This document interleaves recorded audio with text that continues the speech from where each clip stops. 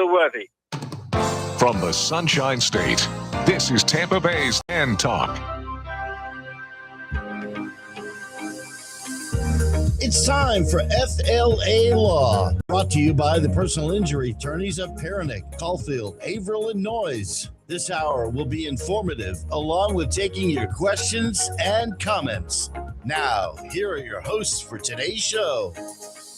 Good evening. It is Tuesday at 5 o'clock, and that means you're listening to FLALAW on the radio. This is a live legal call-in talk show brought to you by the law firm of Perinick, Caulfield, Averill, and Noyes.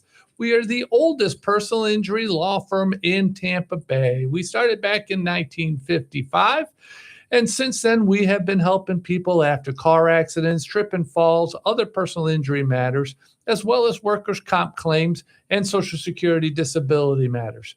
We are here to answer your questions that you have regarding the law, or even if you don't have a question, just have a comment about the law.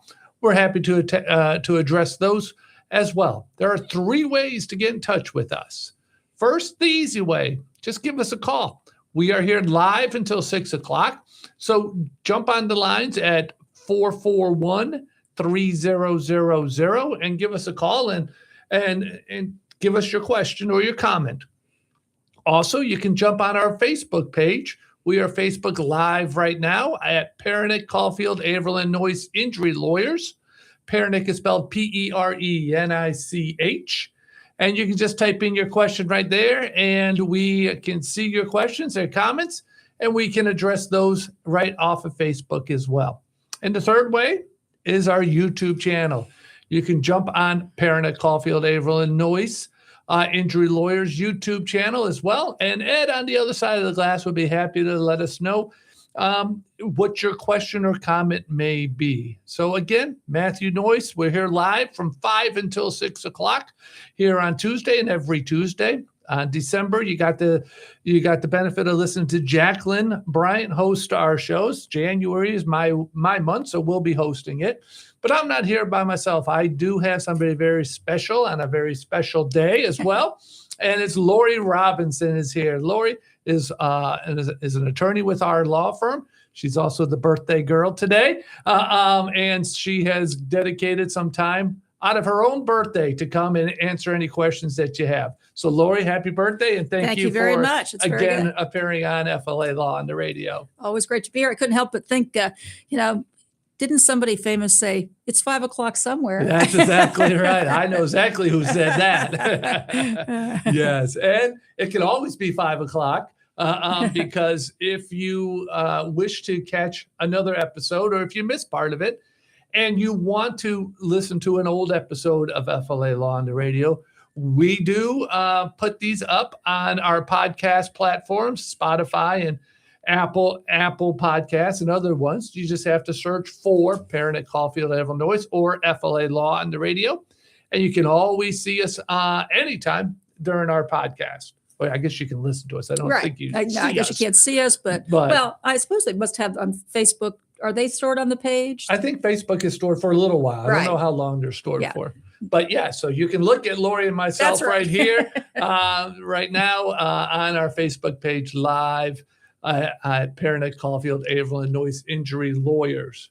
So Lorrie, why don't you just tell our listeners, I know our faithful listeners know all about you, but why don't you let our new listeners know just a little bit about you, and since you are a native Clearwaterian or something like that, right? The Clearwaterian. She was born in Morton Plant Hospital. So back when it was the sparkling Clearwater, they used to call it. So it's always very exciting to actually even be in the studio, and I'm kind of looking. They have like a map on the wall of WTAN's basic listening area and all of those places. So as I've shared before, and you just shared, of course, I was born here in Clearwater. My father was very involved in the business community, started out actually as a very young man. He was actually an announcer on WTAN for a period of time. And then he and his business partner, Chuck Adams, actually went into business with, and had another radio station that they put together. And this is, in the early 60s kind of thing at WAZE at the time. And so it's really a great pleasure to be a part of our law firm for as long as I have been, that is also very much, it grew out of what many of us might refer to as like old Clearwater, and has grown with the times. Right. So here we are with the law firm being literally we claim this, and I think it has to be true, that in the Tampa Bay area, for a personal injury law firm, we are the oldest, longest established, continuous law firm offering services to the Tampa Bay community for the specialized area of personal injury law. That's right. Which is just like in medicine, law, it used to be you go to a general practitioner, but that changed over time. And Guy Pernick, who was the senior partner here, that he really saw things and was able to establish the beginnings of specialization in our area, because as you and I know, I mean, it's unbelievable how complex some of the issues are that you end up having to deal with in personal injury. Sure. Every day can be a little bit different, which keeps it very interesting. Yeah, that's why I love it. I'm true. so grateful to be doing something that really is just fascinating, actually, and that allows us to help people. Yes. And so we did start our law firm in 1955. Guy Pernick and Frank Muscarella started it. And we're going to talk a little bit about 1955. But first, I think there is a caller on the line. Hello, caller. Thank you for calling. Hello, this is Parker Robinson calling Lorrie Robinson and into the show. So I just wanted to say I won't take up much of your time, because I know there are probably quite a few people that are interested in the exact topic, but I couldn't resist giving a call and saying, Lorrie, happy birthday. Well, thank you. That's a great surprise. Thank you, Parker. Well, thank you, Parker. I'm glad you're in Ocala, so we appreciate you calling us from Ocala to wish your sister a happy birthday. At WTAN, yes. Where Daddy exactly. I know. That's particularly meaningful for our family. Yes, it is. Yes, it is. Yes. Well, thank you very much for calling. We appreciate that. All right. Bye-bye. Bye. Bye-bye. All right. That's one happy birthday. Yeah, well, that I was guess a great the second one. I got one for me, but your brother's. No, that's a great important. surprise. That's a very special treat. That's great. Well, let's talk about 1955. A lot of wonderful things happened in 1955. The firm, of course, and somebody else sitting next to me, but I won't talk about age. But let's talk about 1955. A fine wine. Yeah. I have 10 wonderful things that happened in 1955. Well, with the other two, so I guess it's 12, a dozen. And the first one that is historic, it is really the start of the civil rights movement. And that was Rosa Parks being arrested at Montgomery, Alabama, back on December 1st, 1955. Isn't that an amazing thing? I mean, it's a piece of history that certainly we're well aware of, but I did not realize that was 1955 and how far we've come since that very brave lady's courageous action. Right. And, we see it in the history books. It's like, well, gosh, it seemed like it was so far away, but it was at the same time that our firm was started, and within living memory, a little child was born at Morton Plant Hospital as well. Included with that was also the Montgomery bus boycott that started 4 days after Rosa Parks was arrested. So that was company two things in 1955. Another thing that happened in 1955 was the polio vaccine. The polio vaccine was declared safe and effective back in April of 1955.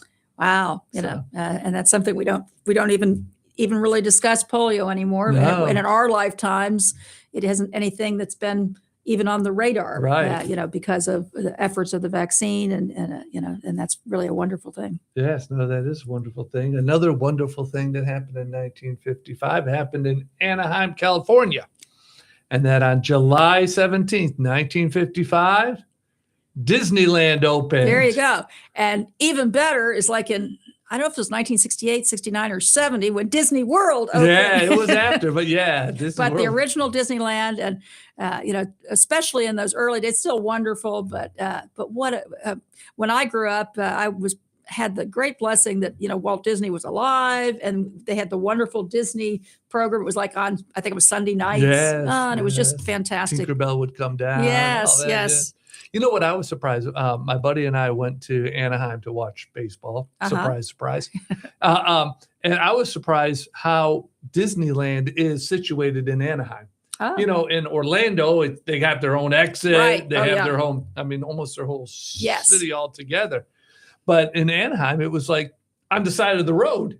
On the main drag, you turn right or you turn left, and poof, you're right under the gates of Disneyland. Which I've never been to that one, but I know that actually with what happened in Florida, that, when they were looking to expand and do Disney World, we were a prime location because there was all that, at that time, open property in the middle of the state, so that they could actually have their own true location. Yeah. So interesting. Yeah. And now there's not much open land, even when you take I-4 up that way. We can't even imagine what it would have been like at the time they negotiated to put Disney World there, but glad they did. Yeah, no, me too. Yes. So right now, listeners, you are listening to a live legal call-in talk show. I know we're not talking legal just yet, but we will get there. But we are talking about the law firm of Pernick, Caulfield, Averill, and Noyes, which was created in 1955 with a very special guest, Lorrie Robinson, who was also created in 1955. And so I am Matthew Noyes. If you have questions regarding the law or 1955, give us a call at 727-441-3000. Or jump on our Facebook Live page at Pernick, Caulfield, Averill, and Noyes Injury Lawyers, or our YouTube channel at Pernick, Caulfield, Averill, and Noyes Injury Lawyers as well. I have a tendency to see Facebook Live because my son has been a guest on Paul Porter's The Home Team. The sporting Saturday show? mornings, on Saturday mornings. And he always does his break with Facebook, and then my son says live. And so now I have a tendency to say that as well. Live. So, yeah. So let's jump back before we take the next call, and let's talk a little bit more about 1955. We talked about, the start of the civil rights movement, and talked about Disneyland. If something dear to my heart, my first job when I was 16 years old, thanks to something that happened in 1955. And that was Ray Kroc opened the first McDonald's franchise. Wow, boy. On April 15th, 1955. Can you imagine? I can't imagine there not being McDonald's. I can imagine the fast food business now is so huge. Yes. But it was in the early years, it was a real treat. It was something so different. And it still obviously is a treat, and it's very convenient. But that's amazing that all these years, McDonald's, and it's pretty much the same look, the same basic operation. That's exactly right. And from the stories that I remember and that I watched on the History Channel, Ray Kroc didn't design it. There was two brothers who started a restaurant that they had this assembly line, and they were able to whip out, I think it was hamburgers and shakes. And it was very fast, very smooth. It was just a reduced menu. And Ray Kroc said, hey, that works. And sure enough, he's proven that it does work. So, and how many kids like yourself, when you were growing up, have started out learning how to work a job through the McDonald's program? I know. Yeah. I have a lot of friends still that worked at McDonald's. Back when I started many years ago. I can't do the math. 44 years ago. And so McDonald's has been around for 70 years, 71 now, I guess. But I don't really want to talk about institutions with that number, but that's a long time. That is a long time. And they've spread all over the place worldwide. So that's pretty good. Speaking of worldwide, this caught me by surprise when I was doing the research. And McDonald's started in 1955, but a furniture store in Sweden also started in 1955. And that was IKEA. IKEA opened its first store in Sweden in 1955. Wow. I thought it was brand new when it came down to Tampa. I thought it was something new. I would have thought that too. I'd never seen anything like it, before. So interesting that they've been around so long. Yeah. It's pretty cool. It's pretty good. Mhm. I don't think I've ever bought anything there except for the Swedish meatballs at the cafeteria. I've gone with a friend who did buy some things. I don't think I actually have bought anything there either, but it's a pretty cool store. Though. Yeah, it is pretty it's kind of cool. fun to look at Yeah. everything. Yeah. But I don't want to go to that much effort to put it together. That's exactly right. You don't want me to put that together. There's no telling what it would look like. Well, we did talk about births in 1955. We have the law firm of Pernick, Caulfield, Averill, and Noyes. We have a special birthday as well in 1955. But two other people, well, probably more than two other people, but two well-known people were born in 1955 as well. And that is Steve Jobs was born on February 24th in 1955. And Bill Gates was also born. I'm very surprised. Yeah, I didn't know they were born the same year I was born. Yeah, so. October 28th, 1955. Yeah. So, it's like, ooh. yeah, so some good things happened in 1955, that's for sure.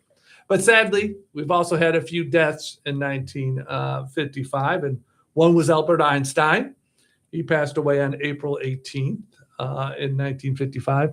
And James Dean, he died how did he die? You remember how he died? Wasn't it like a car wreck? Yeah, it was a something car like wreck. Only fitting for us to talk about That's it on right, FLA Law on exactly. the radio. But I didn't, I think it's interesting because Albert Einstein didn't know how much into our century he lived. So actually, if he was, I don't know how old he was actually, but he'd done his great work, so 1955. It's like, He was it's in our kind of century, like Rosa yeah. Parks. You think it was so long ago, Right. but it was like, well, that really wasn't No. that long ago. not in the scheme of things. No. Before we talk about the next big thing in 1955, let's take a call.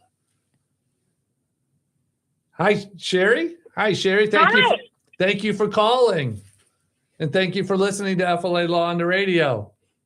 You're so very welcome. I just called to wish Lori a very, very happy birthday. Well, thank you so much. This is really great.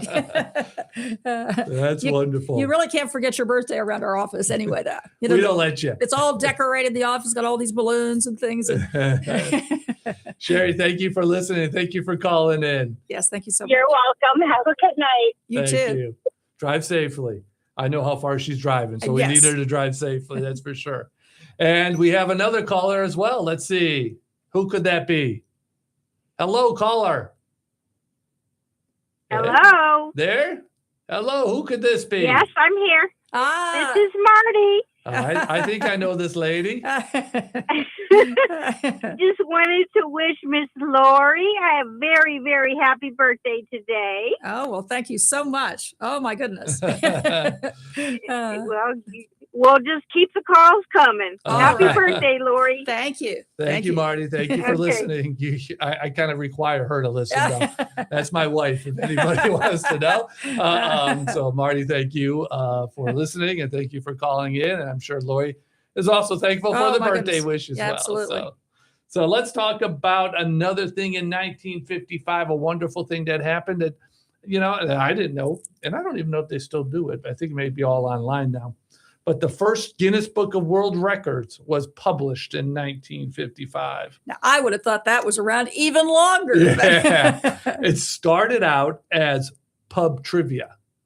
And Pub then trivia, the pub, just trivia at a pub. And then all Uh-huh. of a sudden it became a book. And then it just kept growing and growing and became one of the best-selling books of all times, quite honestly. Yes, well, that's very interesting. I didn't know that history at all. Yeah. You could see where that could develop out of a little pub, an Irish pub, no doubt. Yeah. I remember my daughter when she was a teenager. She really loved the Guinness Book of World Records. And so she would always flip through it and look it up and such See, like that. but- So I thought that was pretty cool. But you are very important. And the law firm is very important. Tis true. But one of the most important things that happened in 1955 was number 10 on my list. And that is the first commercially successful color television was released. Now, nobody can believe that it was that recent, really, in a sense of the word, because where we are now with the way TVs are. Right. I I don't think it was 4K or 8K or anything back the in quality 1955. is so incredible, and you have the big screens and all of that. But that original commercial one, I bet the screen was probably really small, and But it's amazing that from that point in time, that development occurred. And then just in essentially, 71 years, we've come to have the technology that's just unbelievable, actually. Yeah. We were talking before the show what our parents had for their TV. I mean, my father, he loved anything technical, so he would have gotten a TV a color TV as soon as you could. And I was sharing, he liked to look at the test patterns because it would, it wasn't like it is now with the 24/7. Our problem now is too much content. Back then, when it started, it was like a few stations and they didn't stay on all night. And it's like, oh my goodness, you can't even imagine. You would wake up and it'd be the static. That's right. Or you'd say, okay, it's time to turn it off because I hear the national anthem being sung. Right. And then you would have that, what you call it, the color. The test pattern, where the color patterns, that, as I said, my father used to like to really look at that because he understood the technology behind it. Yeah. So it was, and it was so remarkable to him. He would not, now he's in heaven now, but he would not be able to imagine what we've come to now. Right. I mean, even when you think about when I would say, so I've been back in our area, because after law school, I went down to West Palm and was to practice down there for about 14 years. And then I came back in 92. And I was remembering at that time, they still had the little 13-inch, and I had that like in my bedroom type thing. So we've gone from TVs you could barely move. You could obviously move a 13-inch one, but remember the big ones with the big tubes and all of that to something. Well, if you go to Brian Caulfield's office, you may find one of those old ones in his office. People tease him all the time that he's on Zoom and there's this old TV in the background. Well, it's a little hard to know how to get rid of these things now, That's right? That's right. But as we were talking, my dad and my mom had one of those huge TV, built-in TVs that you couldn't move that thing to save your life, and fortunately I have 10 brothers and sisters.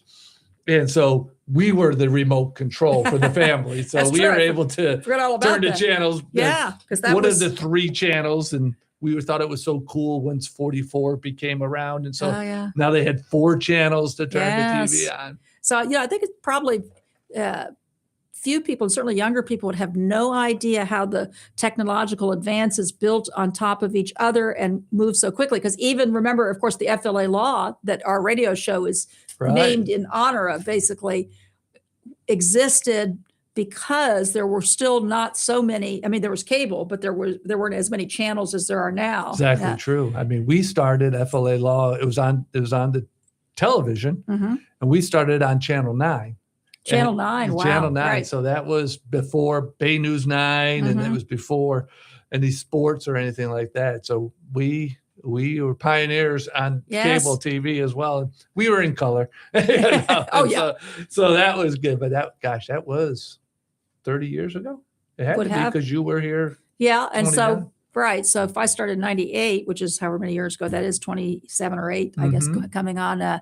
And we were still doing the show at that time, but we did have a higher place on the dial. I mean, I think it was we were 47 or something like that. It turned out to 40, because then that's when Spectrum Sports came into play. Right. And they booted us up then, and then they got us up into the 100s. Where it's like, a little hard to find that. But we were doing 4 shows a night, and I mean, just another commitment to or evidence of our commitment to the community. Yeah. I mean, even back then we were trying to be available to the community to answer legal questions that they may have regarding the law. We got quite a lot, sometimes some pretty crazy ones. Yeah. I did have some defense attorney. Well, I remember one time a defense attorney asked a question regarding a case that we had against each other. So fortunately, I recognized his voice, and so I knew not to divulge all my secrets that we had to beat him in that case. But FLALAW on television was a lot of fun as well. But it was again another opportunity just to give back to the community, because to be available, because actually our law is our community, our life, our world really is permeated with a lot of legalities. Sure. And we live it, obviously, but unless you are living it like a lawyer would in a particular area, I mean, you don't have any idea how to even begin to approach it. No, I know. It's just, and so I think that I love that. It's one of the things I liked when I came to the firm, is that approach, that interest in trying to be available so that people could get their questions answered. Yeah, and somebody may just have one question. They say, well, gosh, I don't want to talk to an attorney for one question. That's why we're here. Right, because a lot of people would worry. It's like, well, what would it cost to talk to a lawyer? And, the kind of work that we do, personal injury, we're always going to be available to, have a consultation where you don't have to be concerned about cost.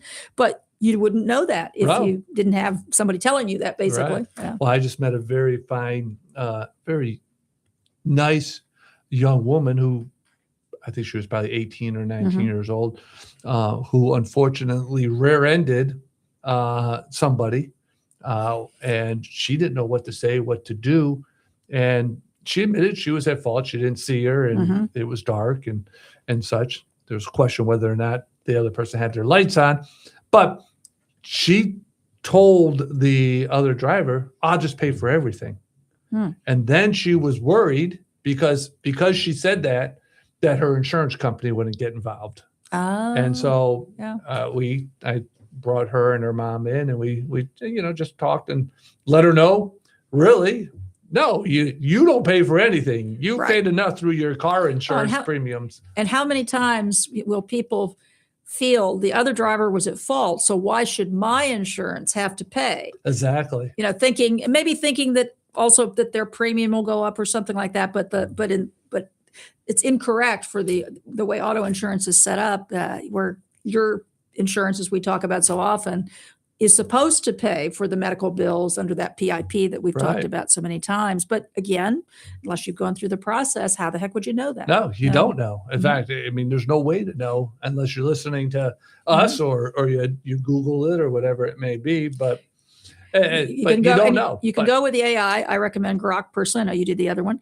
Yeah, but even that can give you like a little bit of an idea of what questions to ask, but you can't really rely on the answers you get in that setting because, we've talked about this a lot. It's fantastic, but it's not foolproof the way it's working, and particularly in areas where there are a lot of complexities and nuances to different fact patterns.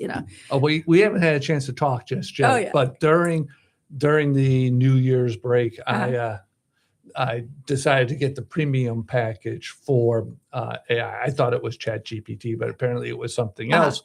And it has Grok and ChatGPT 4 and Gemini 3. Oh, wow. So it has all of them. So I put it to the test. Yes. I asked the same question about overpayment in a workers' compensation case.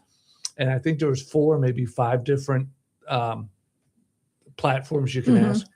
I got 5 different answers. Really? Wow. And only one was correct because I knew the answer. Yeah, right. But I wanted to see which one would tell me the right answer. And only one was correct.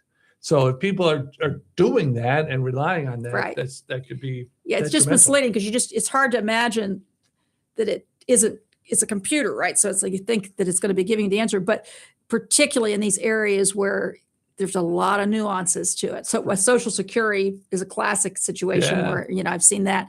But again, it can be very helpful because it can give you a general idea of what you might ask a person who is actually doing that kind of work. Right. That is interesting. Yeah. And every state's different too. So if you don't type in Florida, they're going to give you something totally different as well. But yeah, so it was pretty interesting, but it's just an example of why you need to talk to an attorney. Sure. If there's a legal question that's going on, Google Esquire is not going to do the job for you. And you need to talk to an attorney. And in our areas, whether it's an auto accident or a trip and fall or a work injury or even Social Security disability, how many times do we talk to people about their Social Security disability claim and tell them it's not time just yet? Right. No, there's a lot of factors, but it's often good for a person to have an idea of what the general lay of the land is so that they can plan. Yeah, 100%. Talk to people a lot about the general things that they're involved with Social Security. All right. Anybody new listening on the radio waves? This is Matthew Noyes. I'm one of the attorneys at the law firm of Perronick, Caulfield, Averill, and Noyes. My partner, Lorrie Robinson, is here right next to me, here to answer questions that you have regarding the law, or just to wish Lorrie a happy birthday as well. You can give us a call at 727-441-3000, or you can jump on our Facebook page and type out any questions that you may have under the comments page. That Facebook page, we're live right now. You can see us in the studio. And that is Pernick, Caulfield, Averell, Noyes Injury Lawyers. And that's the same for our YouTube channel as well. Pernick, Caulfield, Averell, Noyes Injury Lawyers on YouTube. You can type a question right there as well, and we'll be happy to address any questions that you have, address any comments. Some people say how unfair the legal system is, or, this is wrong with it. This is what needs to change. We're happy to discuss it. And there's no wrong opinion when it comes to your feelings. We don't have to agree with it, but we're happy to discuss it and to address your concerns or answer your questions. So give us a call if you do have those questions. And if you miss an episode, you say, gosh, I heard Jacqueline last month and she had this really great attorney talking about tax law. You can jump on Spotify or Apple Podcasts or any other podcast platforms and find FLA Law on the radio, and has all the past episodes on it as well. So we're here live Tuesday from 5 to 6, but we're in your computer 24 hours a day, 7 days a week. All you got to do is find us. And so that's what we're here for. But Lori, we talked about 1955, and we were talking about age and how important age is, but age also comes into play when we're talking about the law, and I thought I'd talk about really two things: age as it relates to Social Security disability, and then age as it also relates to wrongful death damages. So can you tell our listeners, how age plays a role in Social Security disability? Well, yes, there's a lot of different factors with Social Security. It's a very, I would say, somewhat complicated system. Somewhat. Yeah, right, to put it mildly. I mean, I've been a lawyer for many, many years, as one could tell by my birthday. And when I started doing Social Security at the firm, which is probably 20 years ago now, I mean, we've done it certainly at least that period of time, but I was shocked because it's a system that's supposed to be something a person could do on their own. Right. And there, you could try. Many times you could, but it's quite complicated. So unless you have a classic situation, it's going to be difficult. And most people, if you are under 50, the rules are much more difficult to meet because they literally are talking about you can't be at all able to work a full-time job, and they define substantial work as they use a monetary cutoff. So it's currently just went up another $70. So it's $1,690 gross per month. Per month. Per month. It's about $400 a week or thereabouts. So if you are able to make $1 more than that amount, then you're not going to qualify for Social Security disability.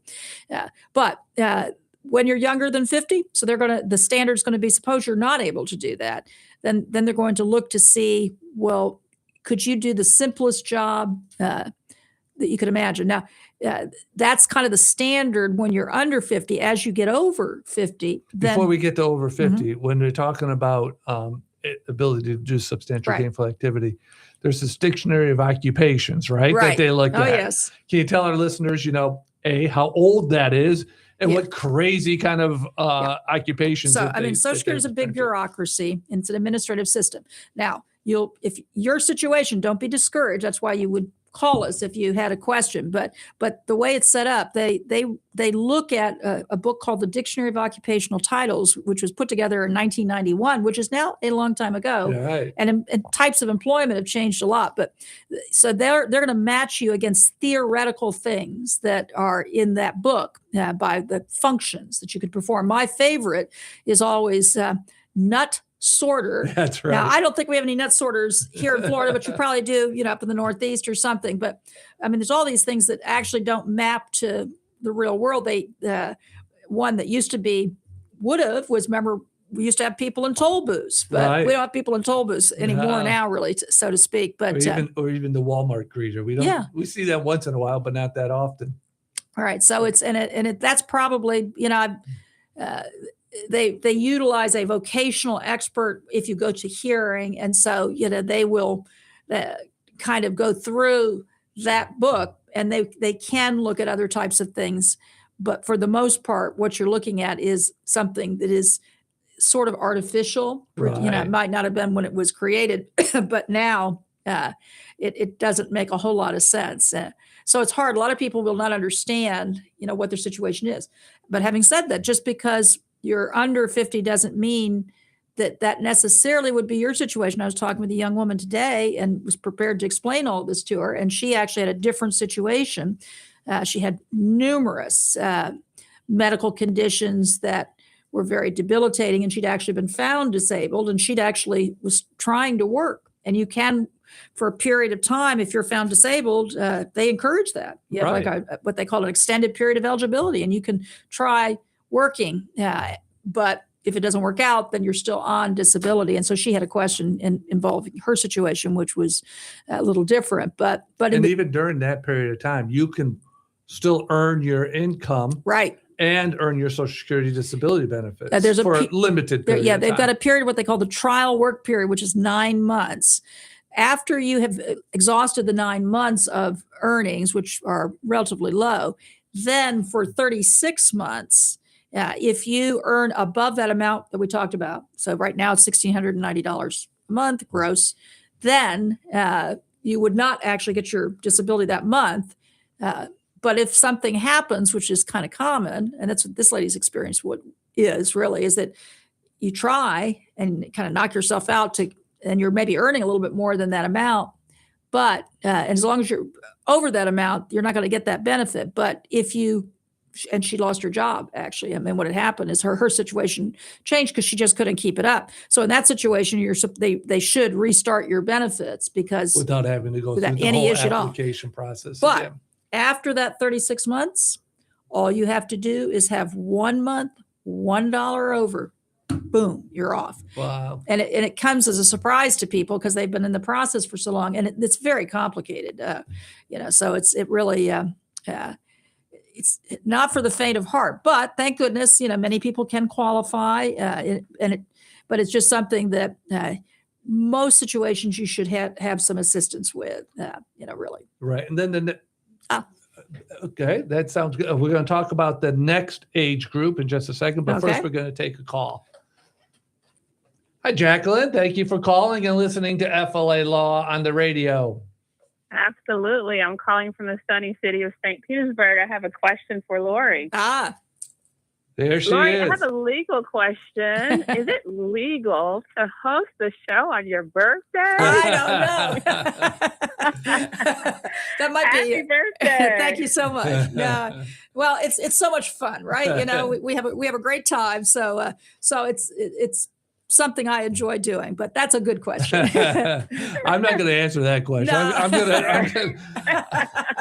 I'm going to raise attorney-client privilege there and not answer that question. Exactly. Well, it's a great show nonetheless. I think it's even greater because it's your birthday. Thank you so much. Thank you, Jacqueline. All right, thank you. And Bye. all you listeners know that's Jacqueline Bryan. She's a partner with our firm as well, and has hosted the show many, many, many times as well. And before we take the next age category, we're going to take another call. Let me see. Who could this be? Hi, it's Osiris. I was just calling to wish Lori a happy birthday. Oh, thank you, Osiris. This is a day full of surprises. Yeah. No, that's great. Thank you so much. I did not expect this, but it's very, very nice. We have a great work environment, wonderful people, and they never let you forget your birthday. That's right. I hope you enjoy your evening, Lori. Thank you so much. Thank you, Osiris. Bye-bye. Thank you for listening. Thank you for calling and wishing Lori a happy birthday. Osiris is one of our legal assistants, our team member who's just a rock star as well. Yes, she is. She does a She wonderful helps job. us with our Spanish-speaking clients, and she jumps in on our workers' comp cases as well. And so she's a joy to have. And she Absolutely. sounds good on the radio. She does. She's got. She's always afraid to call in. I said, "Come on, you can call in," but but so she sounded good. So thank you, Osiris. Yes. All right. So we were talking about the age, how age plays a role. Right. It's not a deciding factor, but it does play a role in Yes. Social Security disability. And we talked about being under age 50, which is the quote unquote younger Right. individuals. What's the next age group that The next Social one Security is looks the at? 50 to 55, and that's considered approaching advanced age. So many moons ago, when I started doing Social Security work and I kind of crossed the threshold of 50, I thought, what's this about? Because it doesn't feel like that, but their analysis actually is good in this area, because now what's happening once you get above 50 is if you can't do your past work, then when they look to see what other kind of work you in theory could do, they're going to factor in that for many people, it's going to be hard to adjust to something completely different than they've ever done. Right. And you could see, like, particularly if you've done more physically demanding work, and that's not, you haven't really worked in an office setting, you don't really like it, and that's, you can definitely see that makes a whole lot more sense. Yeah, but it's applied across the board. So they'll look and they'll see, can you do your past work? And if your physical capabilities have ruled out your past work, then they're going to look to see what other type of work you could do if you have transferable skills. But they're not really looking, unless you have had specific managerial responsibilities or whatever. Most likely in that situation, they have a chart they call the medical vocational guidelines, and you may qualify. If you're limited to sedentary, which is seated duty, can't do your past work, say it was a fairly physical type job, you're 50 to 55, you will probably, as we say, grid out. You'll meet this chart that will say that you meet the disability criteria. So it is definitely easier to qualify as you get up over 50. Now, if you're 50 to 54, the closely approaching advanced age, do they look at the same jobs under the Dictionary of Occupationals, like the nut sorter? Or if you were never a nut sorter or never had that? No, they'd look at all those jobs, Okay. but the rules are that, they won't. So if you're limited by your physical capability, and it's not something like a nut sorter, that they're not going to be transferable skills for that, so something like that. But if your work, 50 is the key. So if you've been working in some particular job that requires, say, light capability, where you have to be able to do a bit of lifting and standing, then if you're reduced to sedentary, can't do your past work, and you're 50 to 54, then unless you had some specific transferable skill, in the usual case, you would qualify for disability. So they are not really looking at it in the same way if you are under 50 that they would, where they are literally looking at the nut sorter. And we've had clients that come to us at the age of 49, and we've counseled them and said, you may want to wait a year to change that. That change, what they call a change in age category, which is very, very, very significant. Sometimes, and I've had a few cases where if you're within about 6 months of a change, there is a rule that will allow the judge to consider that. But for the most part, it's kind of rigid in how they look at that. So a lot of times, picking when you would allege your onset date will be very important for easing the process of hopefully getting you qualified.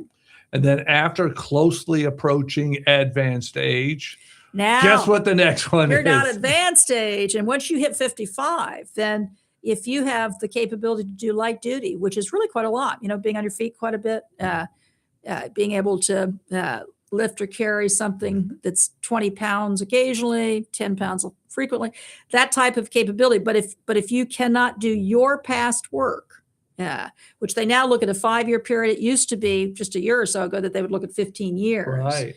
But and they would look at your past work as either you performed it or as generally performed in the economy. So, but now they're only looking at 5 years, which is helpful to that.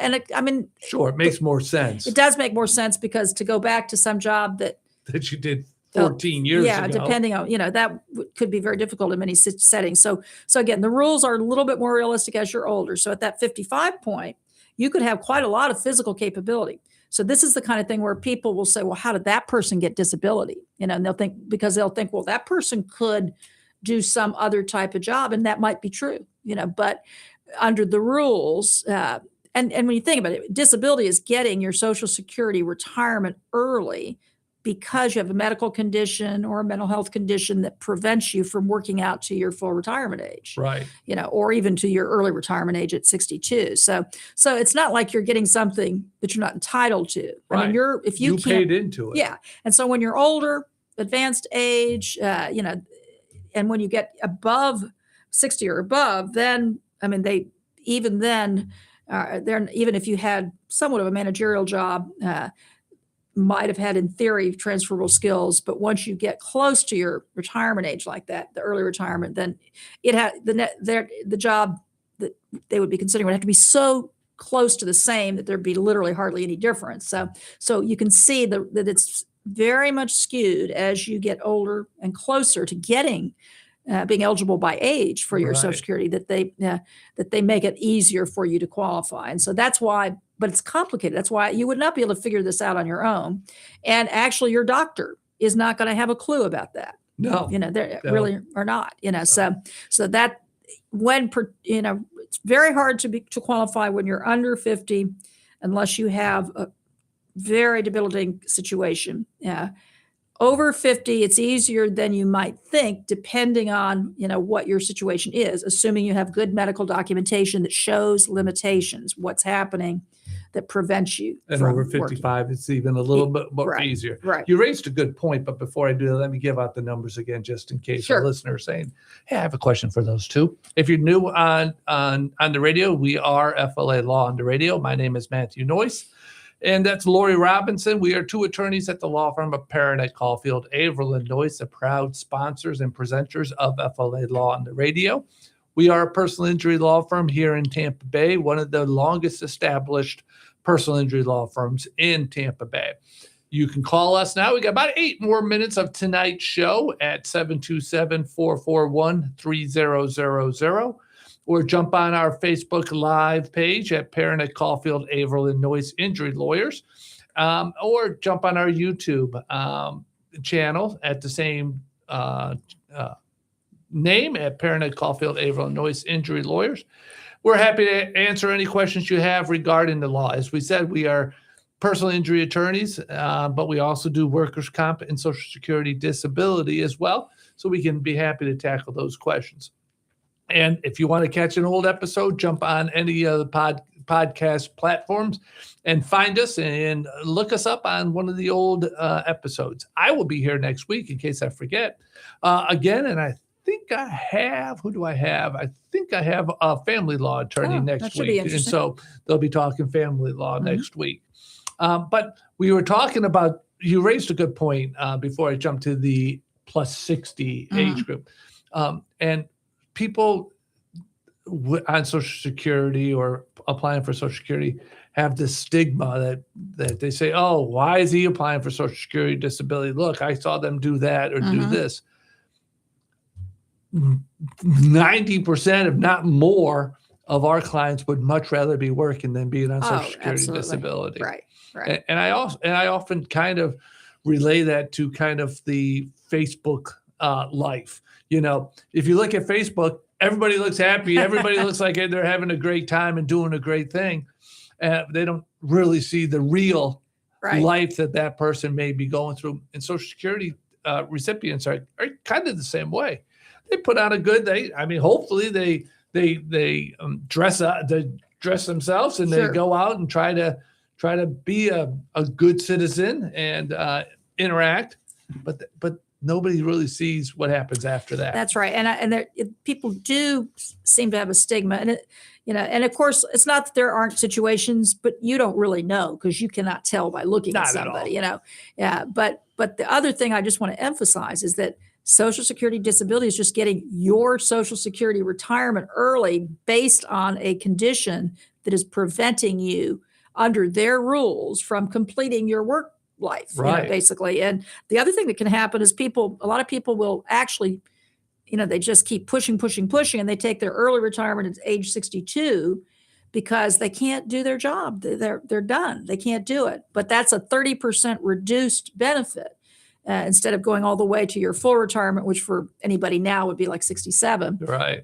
So why don't you tell our listeners a little bit about that? If someone does apply for early retirement, because they are unable to perform the duties, whether from physical or mental standpoint, can they still apply for Social Security disability? And they should. If you stop working because of your condition, then you can take your early retirement and then apply for the disability. And if successful, then that 30% reduction in your benefit amount will be restored to you. So it's very definitely something that people should look at if that's the reason that they're taking an early retirement. A lot of times we hear that is that because, hey, I physically can't do it anymore. And so I had to retire early. We had a wonderful, nice guy that was maintenance. I think he was with the school system or something, but he would climb up stories of stairs every day, all the time. And he finally said, hey, Matt, I can't do it anymore. Right. And that's my job. You know, I have to climb up to the third floor and fix the plumbing over there and get underneath the toilet and see what I can do to fix it. I just can't do that. So what he did the same thing. He retired early and then came to us and said, is there anything I can do? And sure enough, we said, yeah. Yes. And that's a classic case where you're going to get approved. We should be able to get you approved and those in that scenario, and you're entitled to it. You shouldn't take a reduced benefit when the reason you're retiring early is because you can't physically do it. And you can also see that it just wouldn't even be fair to expect somebody to figure out how to go sort nuts at that point. You know, I mean, it just doesn't make sense because this is not a welfare benefit. This is your Social Security retirement that you paid into the system. Yeah, for so which is long. that can surprise people because the amount, it's based on what your earnings record is and their formulas and all that, you know, so it's not a welfare benefit, it's your benefit. And something I think is also it's important for the general public to understand is you don't stop working one day and get Social Security disability the next day. The first step is that maybe it's the second step, but the first step is that you have to be out of work and not earning substantial gainful activity for, in most situations, 12 months, or likely not to earn income for 12 months. So people are living couch to couch, paycheck to paycheck, you know, just sucking out their savings, very tough, you know, for and many relying people on family. Yeah. For Social Security disability, no, they'd much rather be working if they could be working. Yes. So I think that's important. And we hear it all the time from our clients that, you know, gosh, I much rather be getting a paycheck and not worrying about this. Oh, right. Absolutely. But that's why we fight, and that's why absolutely. It's one do. of the most rewarding areas of our practice. I mean, the personal injury encompasses the auto accident, a slip and fall, maybe a medical malpractice. But this area of Social Security disability, where people are, really in a very bad spot, it's quite rewarding to be able to help people and help them get through the system because and at least understand the process, because unfortunately in many instances it does take quite a long time. Usually it's an 18-month or 2-year process. Not always. Not always. There are exceptions to that, but it is normally fairly lengthy. All right. We spent the last 58 minutes talking about 1955 and Social Security. Got about a minute left, and I think it's just as important because the Florida Wrongful Death Act also has an age component to it. And it's a minor child, and the minor child can recover damages for a death of a death of a parent for the loss of parental companionship, instructions, or guidance, unless there's if there's no surviving spouse. But when we hear minor child, we think 18 automatically. But in reality, the law says it's not 18. A minor child for the purposes of wrongful death damages is 25 years. Which is Actually a help. There's been a lot of discussion about trying to eliminate that so that a child would be able to make a claim for a parent if there was not a spouse. So it's, but it's a little, just to illustrates what we said all along. There are a lot of little convoluted rules here. So that's right. Feel free to call. As you can hear the back music, it's birthday. Lori, happy birthday. Everybody, thank you for listening. We'll be back next week. And in the meantime, drive safely and watch out for those who don't. Happy birthday, Thank Lori. you so much. WTAN, Clearwater. FM 106.1. WDCF, Dade City. FM 102.3. Listen. is CBS News on the Hour, sponsored